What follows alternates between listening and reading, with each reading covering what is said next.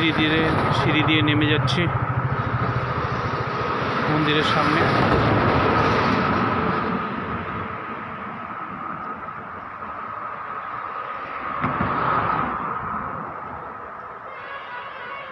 এখানে যজ্ঞের আয়োজন করা হয়েছে,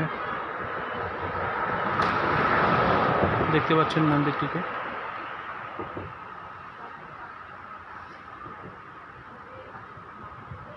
কাল 1 জানুয়ারি প্রচুর পুণ্যার্থীর আগমন হয়েছিল। কালও আমি এই রাস্তা দিয়ে গিয়েছিলাম, কিন্তু আমার কাজ ছিল বলে এখানে শুটিং করতে পারিনি।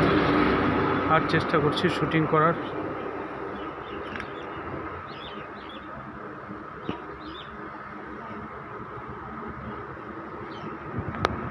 ধীরে ধীরে সিঁড়ি দিয়ে নেমে যাচ্ছি। আমার ছায়াটাকে দেখতে পাচ্ছেন।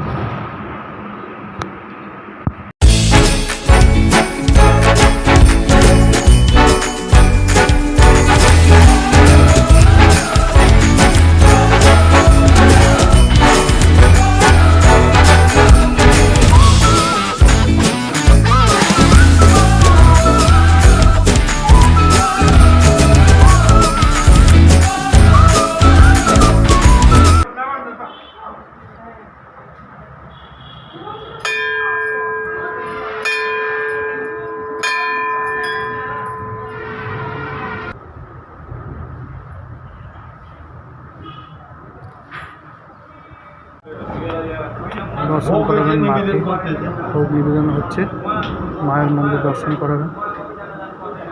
হাসিমারা যাওয়ার পথে শ্মশানকালী মন্দির, তোরসা নদীর পাশেই, তোরসা নদীর লাগোয়াই এই মন্দিরটি। দুয়ার বন্ধ করে পূজা পাঠ হচ্ছে, ঠাকুরকে হয়তো শয়ন দেবেন।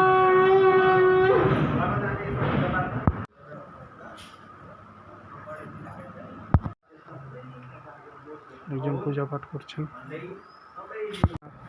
এসছে দর্শন করতে সকল পুণ্যার্থীকে।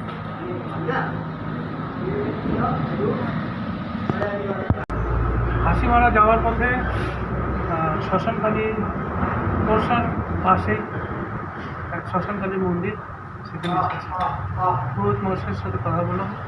পুরোহিত মহাশয় তো মারা গেছেন, তো কমিটির একজন মেম্বার গোপালবাবু উনি চালান, তো তার সাথে কথা বললাম, মায়ের দর্শন করলাম।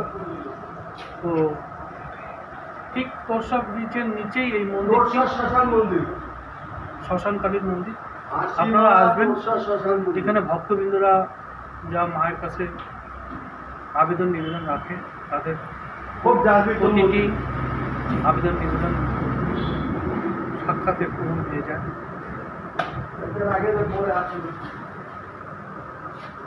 সকলেই এই মন্দির দর্শন করতে পারেন। এটা ডুয়ার্সের একটা প্রাণ কেন্দ্র। মাদারিহাট থেকে প্রায় 11 কিলোমিটার দূরে এই মন্দিরটি অবস্থিত। জলদাপাড়া মাদারিহাট অনেকে ঘুরতে আসে, ঘোরার পথে এই মন্দিরটি দর্শন করতে পারে। ভুটান যাওয়ার পথে এই মন্দিরটি পড়ে।